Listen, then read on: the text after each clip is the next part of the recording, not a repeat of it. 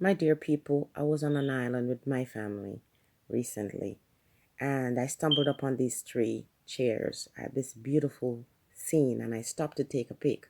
They didn't understand it, but this was very spiritual for me. Now, let me share a story. I've given birth to three girls, and all three children that I've given birth to had to be rushed to the emergency room right after birth. And I learned something very valuable then. When I would go get my children, after, especially the first one, after the first 3 days of her birth, they would put all the children out in the hallway, and every child would be crying, but each mom would go straight to the bassinet of the child that belongs to her. I was able to go straight to my child's bassinet, even though I was a new mom. I recognized her cry. Fast forward some years prior to that, I went to Jamaica, and I was in a car with my husband, and there is a voice that says to me, talk to the driver.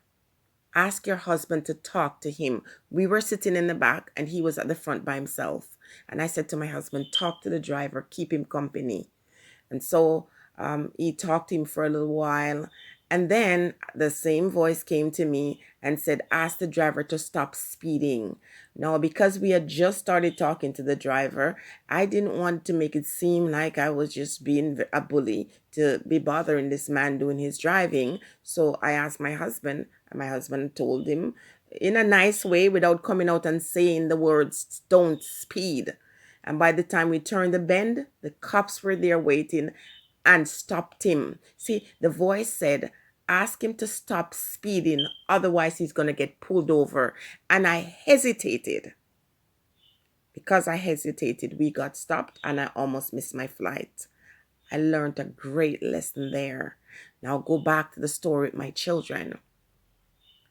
If I am in a crowd and I call their name, they recognize me, they know my voice. And if I hear them in a crowd and I don't see them, I can distinguish their three voices. I know them, they know me. Now, when we look at this photo in front of us, I'm trying to say to you that though it is empty, some people will see that and some won't. Some will just see it as empty chairs, but I don't see it as such. I see it as a reflective of my relationship with the ones that guide me and understand me and know me. And I don't ask you to understand what I am saying. I'm saying that we're now in a world where a scenario like this is beautiful because people are now removed from the scene. We're given devices, one of which I'm using to talk to you. These devices, we have more relationship with these devices than we do with people. And so these empty chairs are reflective of what is to come. So don't waste your time having fight with people over religious arguments. It's not worth it. If they have their thought process and their belief system, let them keep it.